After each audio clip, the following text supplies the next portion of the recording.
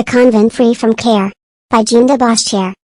Once when the Emperor Charles V was traveling in the country, he saw a convent, and in passing by a little door he read this strange inscription.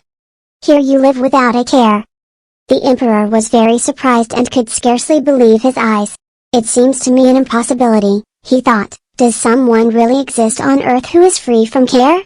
As Emperor I am overwhelmed with troubles, while here in this convent, which is a little kingdom in itself, one would have nothing to worry about. I cannot believe it. Immediately on setting foot in the village inn, the Emperor sent the hostess to fetch the abbot of this singular convent. You can imagine what a state of mind the latter was in when he heard he was summoned to the Emperor's presence. What have I done to displease him?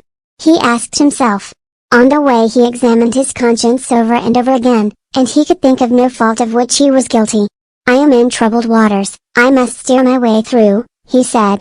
When he was in the Emperor's presence, the latter expressed his astonishment of what he had read.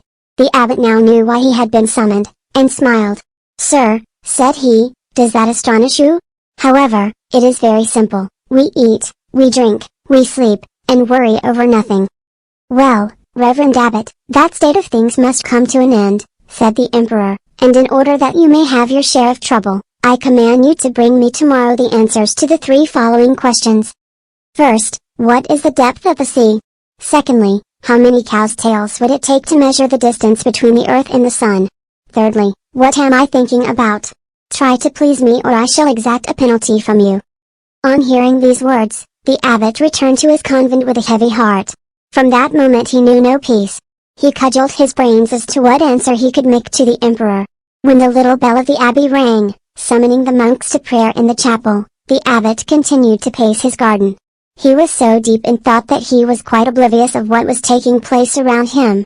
Even if a thunderbolt had fallen at his feet, he would not have noticed it. What a horrible thing, he thought. Is it possible that such a misfortune has overtaken me? I cannot possibly answer. Who can save the situation?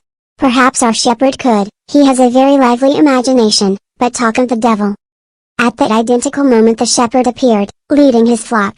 He was very surprised to see the abbot, who was always without a care, meditating in solitude. What could have happened? Without more ado he went to him, and asked him what was troubling him so deeply. Yes, I deserve to be pitied, said the abbot, and he told him what had happened. Why are you tormenting yourself over a little thing like that? The shepherd laughingly replied. Leave it to me, and all will be well. Tomorrow I will come here and dress myself in your robe, and I will turn the tables on him.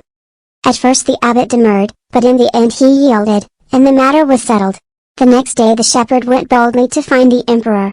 Well, Reverend Abbot, the Emperor said with serenity, have you found out the answers? Yes, certainly, sire. Speak, I am listening. Sire, the sea is as deep as a stone's throw. To measure the distance between the earth and the sun, you only need 1 cow's tail, if it is long enough. Do you wish to know, sire, what you are thinking? Well, at this moment, you think, sire, that the abbot of the convent is in your presence, and it is only his shepherd. The Emperor laughed so heartily that if he has not stopped laughing he is laughing still.